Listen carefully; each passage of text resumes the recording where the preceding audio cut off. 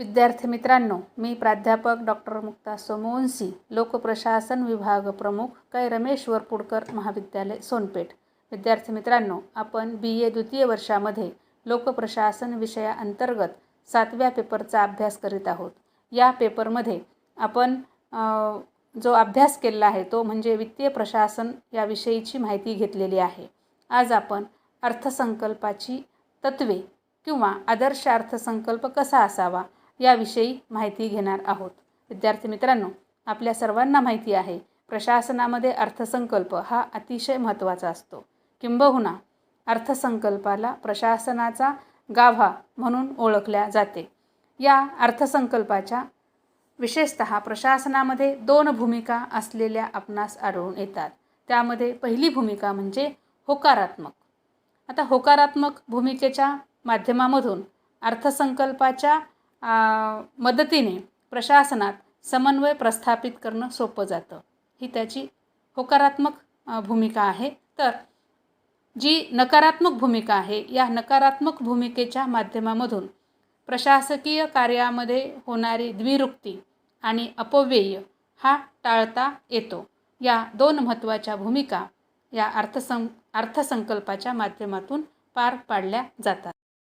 अर्थसंकल्पाच्या माध्यमामधून प्रशासनाच्या सर्व स्तरावर कार्य करीत असलेल्या नोकरांच्या मनावर खर्चासंबंधीची जाणीव बिंबवता येते. तसेच विविध प्रशासकीय धोरणांचे व कार्यक्रमांचे मूल्यमापन करण्याची संधी देखील या अर्थसंकल्पाच्या माध्यमातून उपलब्ध होत असते.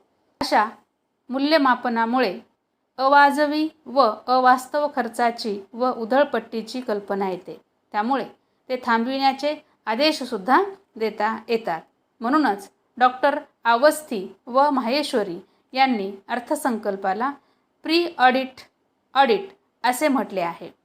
थोडक्यात अर्थसंकल्पाद्वारे प्रशासनात शिस्त, काटकसर व कार्यक्षमता निर्माण केली जाऊन कार्यक्रम नियोजनाच्या कल्पनेचा पुरस्कार केला जातो.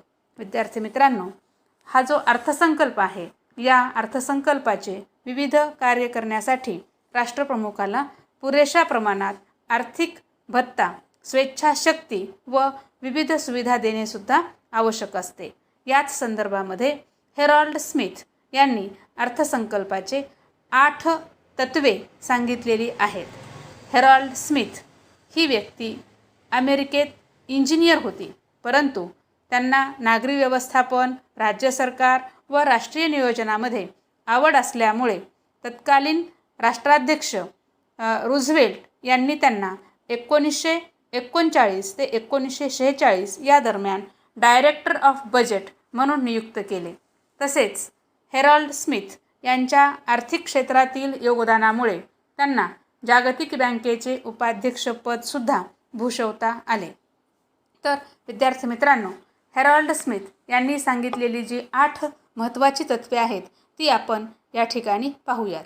त्यातील पहिलं महत्त्वाचं तत्त्व म्हणजे राष्ट्रप्रमुखाचे कार्यक्रम.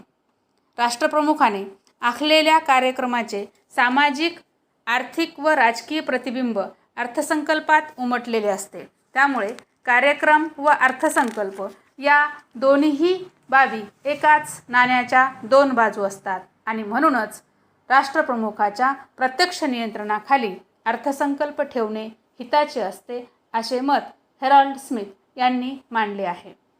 कारण तुम्हाला या ठिकाणी माहिती आहे की आपण अर्थसंकल्पाचे प्रकार अभ्यासत असताना सुद्धा जो कार्यपालिका स्वरूपाचा अर्थसंकल्प आहे किंवा जो कार्यपालिकेकडून तयार केलेला अर्थसंकल्प आहे, तोच अर्थसंकल्प सर्वोत्कृष्ट अर्थसंकल्प म्हणून ओळखला जातो. आणि जेव्हा कार्यपालिकेकडून अर्थसंकल्प तयार होत असतो तेव्हा कार्यपालिकेचा प्रमुख म्हणून आपण राष्ट्राध्यक्षाकडे पाहत असतो. आता आपल्या भारतीय व्यवस्थेचा जरी आपण या ठिकाणी विचार केला तर भारतामध्ये प्रत्येक कार्य हे राष्ट्राध्यक्षांच्या सहीने होत असतं. अमेरिकेमध्ये तेथील राष्ट्राध्यक्ष हा सर्वेसर्वा आहे. त्यामुळं सर्व पॉवर ही त्यांच्या हाती एकवटलेली आहे. म्हणून एकूण जी काही कार्य आहेत ही कार्य पार पाडण्याची जबाबदारी ही कार्यपालिकेची असते आणि म्हणूनच या अर्थसंकल्पाच्या दृष्टीने सुद्धा संपूर्ण जे राष्ट्रप्रमुखाचे कार्यक्रम त्यामध्ये असावेत आणि ते असतात असं मत हेरल्ड स्मिथ यांनी मांडलेलं आहे. दुसरं तत्त्व त्यांनी सांगितलेलं आहे राष्ट्रप्रमुखाची जबाबदारी. कायदे मंडळाने विनियोजन कायदा संमत केल्यानंतर पैसा खर्च करण्याची सत्ता ही सरकारी खात्यांना प्राप्त होत असते. विविध सरकारी खाते हा पैसा कायदे मंडळानं ठरवून दिलेल्या कार्यासाठीच खर्च करतात किंवा नाही, आणि याचबरोबर खर्चात शक्य तेवढी काटकसर व प्रामाणिकपणा आहे किंवा नाही हे तपासून पाहण्याची जबाबदारी ही प्रामुख्याने राष्ट्रप्रमुखाची असावी. कारण राष्ट्रप्रमुख हा या सर्व क्षेत्रावरती नियंत्रण ठेवणारा असतो आणि एकंदरीत सर्व कार्यासाठी तो जबाबदार असतो, आणि म्हणून ही सर्वस्वी जबाबदारी राष्ट्रप्रमुखाला देण्यात यावी असं मत हेरल्ड स्मिथ यांनी आपल्या या दुसऱ्या तत्वामध्ये मांडलेलं आहे. तिसरं तत्व त्यांनी अत्यंत महत्त्वाचं सांगितलेलं आहे ते म्हणजे अहवाल, रिपोर्टिंग. ते असं म्हणतात की या रिपोर्टशिवाय अर्थसंकल्प तयार करता येऊ शकत नाही. म्हणजेच सरकारच्या विविध प्रशासकीय घटकांनी तयार केलेल्या अहवालाच्या आधारावर अर्थसंकल्प तयार केला पाहिजे. कायदे मंडळाने त्याला संमती दिल्यानंतर त्याची अंमलबजावणी केली पाहिजे. अर्थसंकल्पाची अंमलबजावणी करीत असताना विविध प्रशासकीय घटकांना वेळोवेळी प्रगती अहवाल तयार करून तो अहवाल राष्ट्रप्रमुखाला तसेच कायदे मंडळाला सादर करणे आवश्यक असते. अशा अहवालात विविध कार्यक्रम किती प्रमाणात कार्यान्वित केलेले आहेत, त्यावर किती पैसा खर्च झालेला आहे, किती महसूल गोळा झालेला आहे, किती व्यक्तींना रोजगार मिळालेला आहे, एकंदरीत इत्थंभूत सर्व कार्यांची माहिती ही या अहवालामध्ये देणं आवश्यक आहे. हेरल्ड स्मिथ यांनी असं म्हटलेलं आहे की अहवालाशिवाय तयार केलेला अर्थसंकल्प हा आंधळा व जुलमी असतो. एकंदरीत पाहता अर्थसंकल्प तयार करत असताना हे जे सर्व अहवाल आहेत हे अहवाल समोर ठेवून जर आपण अर्थसंकल्प तयार केला तर तो अर्थसंकल्प हा प्रत्येक कार्याला, प्रत्येक क्षेत्राला न्याय देणारा असेल. म्हणजेच यापूर्वी खर्च केलेला पैसा आणि त्याला लागून जर आपण पुढील अर्थसंकल्प तयार केला तर ते कार्यसुद्धा पूर्णत्वास जाईल आणि संबंधित लोकांच्यासाठी ज्या काही तिथे तरतुदी करण्यात आलेल्या आहेत त्या तरतुदी खऱ्या अर्थाने पूर्ण होऊ शकतील असं मत त्यांनी आपल्या या अहवालाच्या माध्यमातून किंवा ह्या तिसऱ्या तत्वांतर्गत मांडलेलं आहे. चौथं तत्व त्यांनी सांगितलेलं आहे ते म्हणजे पुरेशी साधने. राष्ट्रप्रमुखाला अर्थसंकल्पीय जबाबदारी योग्य पद्धतीने पार पाडता यावी म्हणून त्यांच्या हाती योग्य ती साधने आणि पुरेशी साधने असणं आवश्यक आहे. राष्ट्रप्रमुखाला या कार्यात मदत करण्यासाठी एका खास संघटनेची निर्मिती करून त्या संघटनेमध्ये निष्णात तज्ज्ञ अशा अधिकाऱ्यांची नियुक्ती केली पाहिजे. तसेच त्याला विनियोजन किंवा अर्थसंकल्पीय खर्चाच्या दृष्टीनं जे काही कायदे तयार करायचे आहेत ह्या कायद्यातील एकंदरीत संमत रकमेपैकी विविध खात्यांना, मंत्रालयांना मासिक किंवा त्रैमासिक रक्कम खर्च करण्यासाठी संमत करण्यात आलेली आहे वेगवेगळ्या खात्यांसाठी, मंत्रालयांसाठी. तर ती रक्कम त्यांना कशा पद्धतीने द्यायची हे ठरविण्याचा अधिकार हा राष्ट्रप्रमुखाला असला पाहिजे. म्हणजेच ती रक्कम त्यांना मासिक पद्धतीने द्यायची आहे की त्रैमासिक पद्धतीने द्यायची आहे हे सर्व अधिकार हे या राष्ट्रप्रमुखाकडे राखून ठेवणे आवश्यक आहे असं मत या हेरल्ड स्मिथ यांनी मांडलेलं आहे. कारण याद्वारे सरकारी खर्चावरती नियंत्रण ठेवता येऊ शकते असं मत हेरल्ड स्मिथ यांनी मांडलेलं आहे. पाचवं तत्व त्यांनी सांगितलेलं आहे विविध कार्यपद्धती. म्हणजेच ते असं म्हणतात अलीकडच्या काळात सरकारला अनेक प्रकारची कार्य पार पाडावी लागत आहेत. आपल्या सर्वांना सुद्धा माहिती आहे कारण आता लोक कल्याणकारी राज्याचा उदय झालेला आहे. आज प्रशासकीय राज्य म्हणून आपण या ठिकाणी राज्यांना ओळखतो आणि त्यामुळं या सरकारच्या कार्यामध्ये खूप मोठ्या प्रमाणात वाढ झालेली आहे. जसं दैनंदिन मग या ठिकाणी ही जी काही वेगवेगळी कार्य आहेत ही कार्य पार पाडण्यासाठी त्यांना दैनंदिन प्रशासनाचं कार्य, विकास कार्य, व्यापारी आणि औद्योगिक कार्य, वस्तूंचं उत्पादन कार्य, खरेदी विक्री करणं, अधिकोषीय कार्य करणे ही सर्व कार्य पार पाडण्याची एकच पद्धत ही असू शकत नाही. कार्याच्या स्वरूपानुसार कार्य पार पाडण्याची पद्धत ही निश्चित केली जात असते आणि त्यामुळं अर्थसंकल्पाच्या पद्धतीत देखील भेद करणं जरुरी असतं.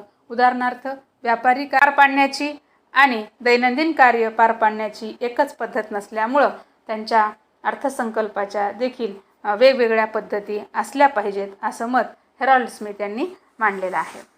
पुढचं तत्त्व त्यांनी सांगितलेलं आहे ते म्हणजे राष्ट्रप्रमुखाची स्वेच्छाशक्ती.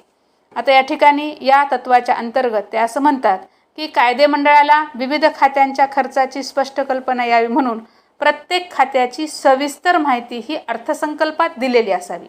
परंतु या अर्थसंकल्पात दर्शविलेल्या प्रत्येक कार्यासाठी कायदेमंडळाने ढोबळमानाने रक्कम संमत करावी व कार्य पार पाडण्यासाठी आवश्यक त्या पद्धतीचा अवलंब करण्याचे जे स्वातंत्र्य आहे ते स्वातंत्र्य राष्ट्रप्रमुखाला द्यावे ही अपेक्षा असते.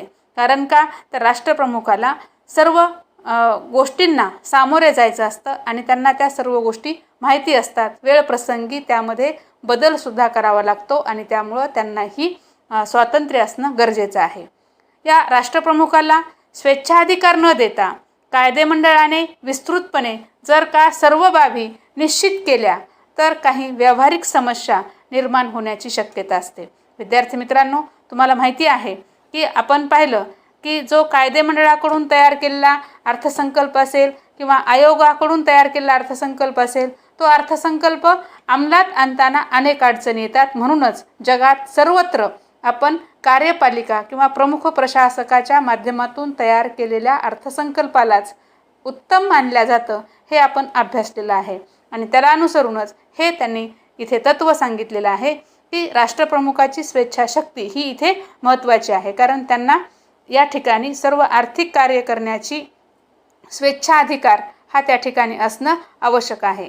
जर हा स्वेच्छाधिकार त्यांना दिला नाही तर मात्र जनहिताला बाधा निर्माण होण्याची शक्यता असते किंवा जनहित साध्य करण्याचं कार्य हे काही काळ थांबल्या जाऊ शकतं. त्यामुळं राष्ट्रप्रमुखाला या म्हणजे अर्थसंकल्पाच्या दृष्टीने कार्य करण्याची स्वेच्छाशक्ती त्यांना त्या ठिकाणी म्हणजे स्वतःच निर्णय घेण्याची त्यांना अधिकार जो आहे तो असणं अनिवार्य आहे, असं मत हेरॉल्ड स्मिथ यांनी या तत्वांतर्गत मांडलेलं आहे. पुढचं 7वं तत्त्व त्यांनी सांगितलेलं आहे ते म्हणजे परिवर्तनशीलता. आता परिवर्तनशीलता म्हणजे अर्थसंकल्प तयार केल्यानंतर तो अर्थसंकल्प जसा तयार केला आहे तसाच अगदी काटेकोरपणे अंमलात आणणं आवश्यक नाही किंवा तो आणता येऊ शकत नाही. परिवर्तनशीलता म्हणजे काय की जो अर्थसंकल्प आहे तो अर्थसंकल्प संमत केल्यानंतर त्या काही काळानंतर परिवर्तनही होऊ शकतं. काही गोष्टींमध्ये या ठिकाणी आपल्याला बदल करावा लागू शकतो. तर तो बदल करण्याचा अधिकार हा राष्ट्रपतीला असला पाहिजे. अन्यथा या ठिकाणी अर्थसंकल्प ची अंमलबजावणी करत असताना अनेक अडचणी निर्माण होण्याची शक्यता असते. आणि म्हणूनच या ठिकाणी एका J.W. गार्नर या विचारवंतांनी असं म्हटले की जर समजा या अर्थसंकल्पामध्ये परिवर्तन करण्याची मुभा दिली नाही तर त्याचे खूप म्हणजे वेगळे परिणाम आपल्याला या ठिकाणी दिसून येतील. जसं की 2 वर्षाच्या मुलाचा शर्ट तो मुलगा 20 वर्षाचा झाल्यानंतर त्याला घालून देण्याच्या प्रयत्नासारखं एवढं कठीण काम या ठिकाणी ते होऊन बसेल, असं मत या गार्नर विचारवंतांनी मांडलेलं आहे. विद्यार्थी मित्रांनो, शेवटचं हेरॉल्ड स्मिथ यांनी सांगितलेलं 8वं तत्त्व म्हणजे द्विमार्गी संघटना. आता यामध्ये ते असं म्हणतात, अर्थसंकल्प तयार करणे व त्याची अंमलबजावणी करणे ही कार्य राष्ट्रप्रमुखाची असावीत. म्हणजे दोन्ही कार्य यांच्याकडेच असावी. ही कार्य कार्यक्षमरित्या पार पाडता यावीत म्हणून विविध खात्यात पारस्परिक भावना असणं सुद्धा जरुरी असतं. इतकंच नाही तर अशी सहकार्याची भावना एकाच खात्यातील वेगवेगळे ज्या विंग असतात, जे वेगवेगळे विभाग असतात यांच्यामध्ये सुद्धा असणं आवश्यक आहे. आणि यासाठी मुख्य अर्थ खात्याच्या किंवा अर्थ मंत्रालयाच्या प्रत्येक खात्यात एक बजेट विभाग म्हणजे अर्थ मंत्रालयाच्या व्यतिरिक्त प्रत्येक खात्यामध्ये एक बजेट विभाग निर्माण केला पाहिजे. आणि या विभागाने प्रत्येक खाते प्रमुखाला विविध विभागात समन्वय प्रस्थापित करण्याच्या कार्यात व खात्याच्या आर्थिक व्यवहाराची कल्पना अर्थ खात्याला किंवा मंत्रालयाला देण्याच्या कार्यात या ठिकाणी मदत केली पाहिजे. तसेच अर्थ खात्याने विविध प्रशासकीय खात्यांना केलेल्या सूचना व दिलेल्या आदेशांची अंमलबजावणी करण्याच्या कार्यात देखील मदत केली पाहिजे. म्हणजेच आपल्याला असे म्हणता येईल की या खात्यातील बजेट विभागाने दुहेरी कामगिरी पार पाडली पाहिजे. म्हणूनच खात्याच्या केंद्रीय प्रशासनातील प्रत्येक खात्यात किंवा मंत्रालयामध्ये 1968 पासून वित्तीय सल्लागाराची नियुक्तीही करण्यात आलेली आपल्याला दिसून येते. आणि या 1968 पर्यंत आपल्या भारतात ब्रिटिशकालीन अर्थसंकल्प पद्धतीचाच अवलंब करण्यात आलेला होता आणि त्यामुळं या अर्थसंकल्पाच्या द्वारे विविध पैलूंवर अधिक दिला जात असे.